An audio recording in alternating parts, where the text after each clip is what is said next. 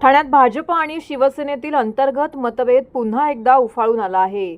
उपमुख्यमंत्री एकनाथ शिंदे आणि भाजप आमदार व वनमंत्री गणेश नाईक यांच्यात एकमेकांवरती आरोपांच्या फैरी सुरू असतानाच ठाण्यातील गडकरी रंगायतांमध्ये वनमंत्री गणेश नाईक यांचा जनता दरबार घेण्यात आला आहे। दरम्यान गडकरी रंगायतांमध्ये झालेल्या परिवहन विभागाच्या कार्यक्रमास भाजपाचा एकही नेता उपस्थित नव्हता। वनमंत्री गणेश नाईक यांनी देखील दांडी मारली होती। आता त्याच गडकरी रंगायतांमध्ये गणेश नाईक यांचा आज जनता दरबार भरवण्यात आला होता। तर कथित टीडीआर घोटाळ्यावरून वनमंत्री गणेश नाईक आणि उपमुख्यमंत्री एकनाथ शिंदे यांच्यात जोरदार राजकीय वाद पेटला आहे। महायुतीच्या सरकारमध्ये एकत्र असतानाही नवी मुंबई आणि ठाण्यातील विकास धोरणांवरून हे दोन्ही नेते आमने सामने आले आहेत। वनमंत्री गणेश नाईक यांनी या प्रकरणी बोलताना म्हटलं, हायकोर्टाने ऑर्डर दिली की तुम्ही टीडीआर द्या, त्यावेळी आयुक्तांनी काही भूमिका मांडली नाही। त्यानंतर तोच विषय सुप्रीम कोर्टात गेला। तो भाग SGNP चा होता। त्यात पार्कचे इको सेन्सिटिव्ह झोनमध्ये टीडीआर दिला जात नाही अशी माझी माहिती आहे।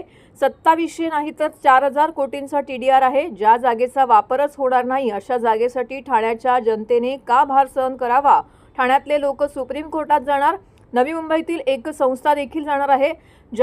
जनता जागृत आहे। आपल्याला पाहिजे म्हणून काही करता येणार नाही। याचे करते करविते कोण आहेत हे मला माहीत नाही असं नाईकांनी म्हटलं आहे। यावेळी SGNP संचालिका अनिता पाटील यांना फोन करण्यात आला। वनविभाग अधिकारी यांनी माहिती देताना म्हटलंय की आम्ही पूर्ण प्रयत्न केले, पण TMCने आधीच टीडीआर प्रोसेस पूर्ण करून न्यायालयामध्ये सादर केली होती। त्यानंतर गणेश नाईक म्हणाले, त्यामध्ये नक्कीच स्टे देण्यात उशीर झालाय, पण बैल गेला आणि झोपा केला असा विषय झालेला आहे।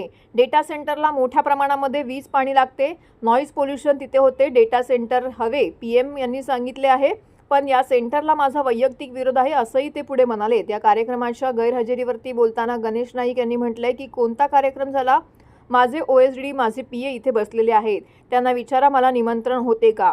मला निमंत्रण नव्हते, पण मला त्याचे काही नाही वाटलं। मान देऊन जर कोणी बोलवलं तर आम्ही जातो, तरी मी काही राग मानत नाही, मी काही नाराज होत नाही अशी प्रतिक्रिया देखील त्यांनी दिली आहे। संजय गांधी राष्ट्रीय उद्यानातील जमिनीच्या मोबदल्यात एका खासगी कंपनीला 2800 कोटी रुपयाचा विकास हस्तांतरण हक्क देण्याची प्रक्रिया सुरू झाली।